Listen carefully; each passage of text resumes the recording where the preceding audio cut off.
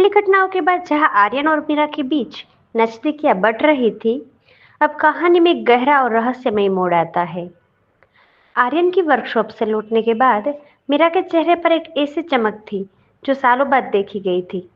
लेकिन खुशियां अक्सर कांच की तरह होती है, खूबसूरत पर नाजुक।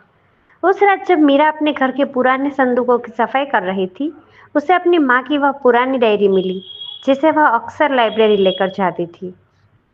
डायरी के पिछले पन्नों को पलटते हुए मीरा की उंगलियां एक खुरदरे कागज से टकराई। वह डायरी की जिल्द के अंदर बहुत ही सावधानी से छिपाया गया एक पीला पड़ चुका लिफाफा था। मीरा का दिल और जोर से धड़कने लगा। उसने कांपते हाथों से उसे खोला।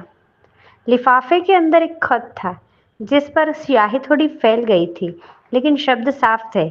खत में लिखा था, तुम्हारी खामोशी ही मीरा की सुरक्षा है।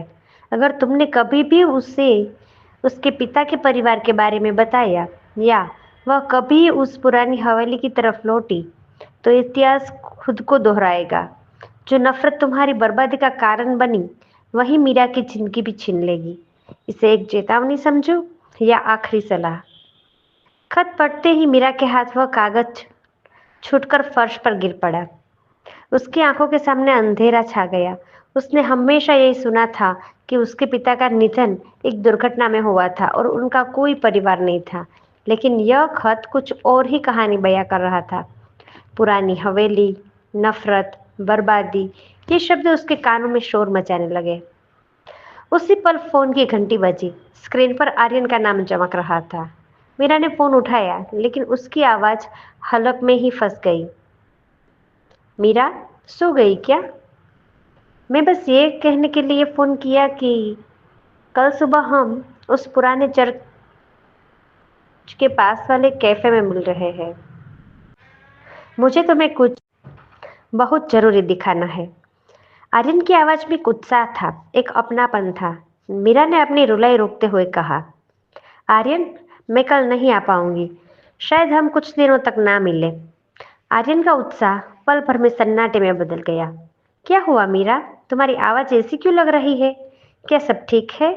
मैं अभी तुम्हारे घर आऊं? नहीं, मीरा थोड़ा जोर से बोली। बस मुझे थोड़ा अकेला छोड़ दो आर्यन। मेरी जिंदगी के कुछ सच ऐसे हैं जो शायद तुम्हें भी अंधेरे में ले जाएंगे। मैं नहीं चाहती कि मेरी वजह से तुम्हें कुछ हो। मीरा ने फोन काट दिया और उसे स्विच ऑफ कर दिया। उसे लग रहा था कि वह आर्यन के करीब जाकर उसे भी उस अनजानी नफरत का शिकार बना देंगी। उसका जिक्र उस खत में था। उधर आर्यन अपने कमरे में टहलता रहा। वह समझ नहीं पा रहा था कि जो लड़की कल तक उसके साथ भविष्य के सपने बुन रही थी, वह अचानक इतनी पराई कैसे हो गई। उसे लगा कि मीरा किसी बड़े डर के साए में है। आर्यन ने खिड़की से बाहर देखा। चांद बादलों के पीछे छुप गया था। उसने ठान लिया कि वह मीरा को इस तरह खोने नहीं देगा। वह उस पुरानी हवेली और मीरा के अतीत का सच खुद पता लगाएगा, चाहे इसके लिए उसे किसी भी हद तक जाना पड़े। उस रात मीरा अपने कमरे की लाइट बंद कर अंधेरे में बैठी रही और आर्यन अपनी पेज पर रखे मीरा के उस छोटे से नोट को देखता रहा। प्यार और डर के बीच एक जंग शुरू हो चुकी थी।